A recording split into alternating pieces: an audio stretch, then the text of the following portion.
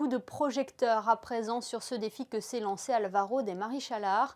L'aventurier espagnol a débuté un tour du monde en moto aquatique sur les traces de Magellan pour vivre l'aventure à sa manière, une aventure qui prendra fin en 2022. Bonsoir Álvaro de Marichalar. Bonsoir, comment allez-vous? Bien, merci, et vous? À Monaco, toujours magnifiquement, et très content de pouvoir parler de mon aventure avec vous. Oui, justement, où en êtes-vous dans cette aventure?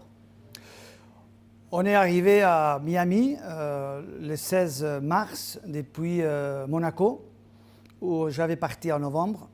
Malheureusement, je devais rester 3 mois et demi à Miami en attendant que les États-Unis s'ouvrent pour pouvoir continuer mon exploit. En raison des Mais conditions sanitaires?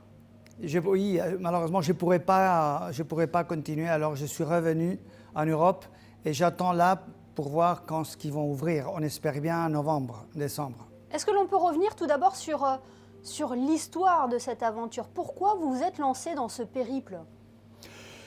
Bon, on commémore maintenant, dans les années 2019, 2020, 2021 et 2022, le 5e centenaire de la première circumnavigation de la planète qui a commencé Magellan et qui a fini Juan Sebastián Elcano.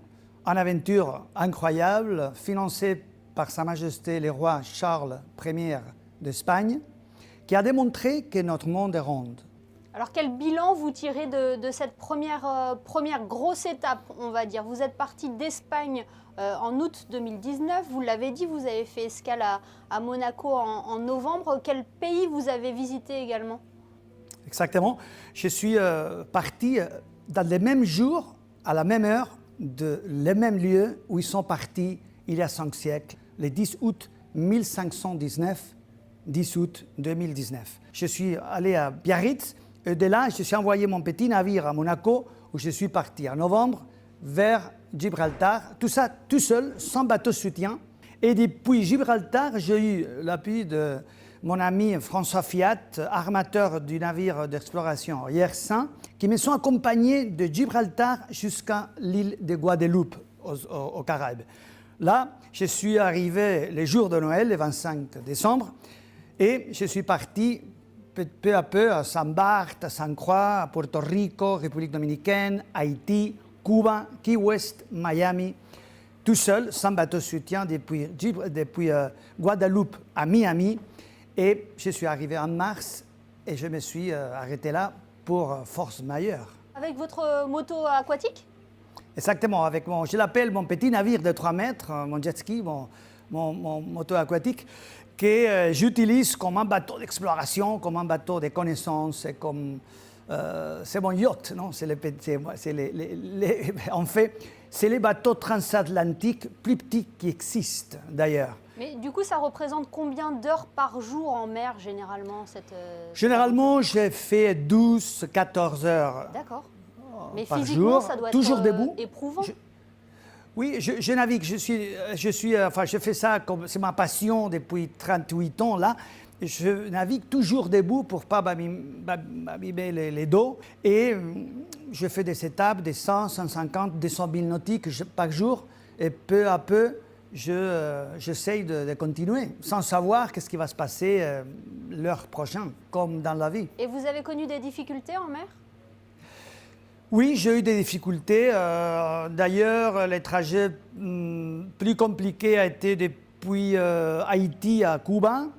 Le deuxième plus compliqué a été Monaco-Marseille. C'était très compliqué. À cause de quoi? Du vent, des conditions en mer? Exactement, à cause des conditions de mer. Ça caillait, c'était très froid en novembre déjà. Aussi l'étape Marseille-Barcelone, c'était très loin. Je coupais tous les golfs de Lyon.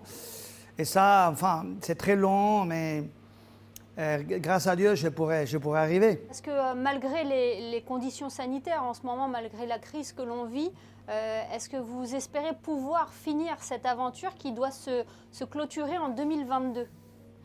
L'espoir, c'est la dernière chose qu'on doit perdre dans la vie. Et pour nous les marins, l'espoir, c'est toujours notre vin, notre moteur, notre force.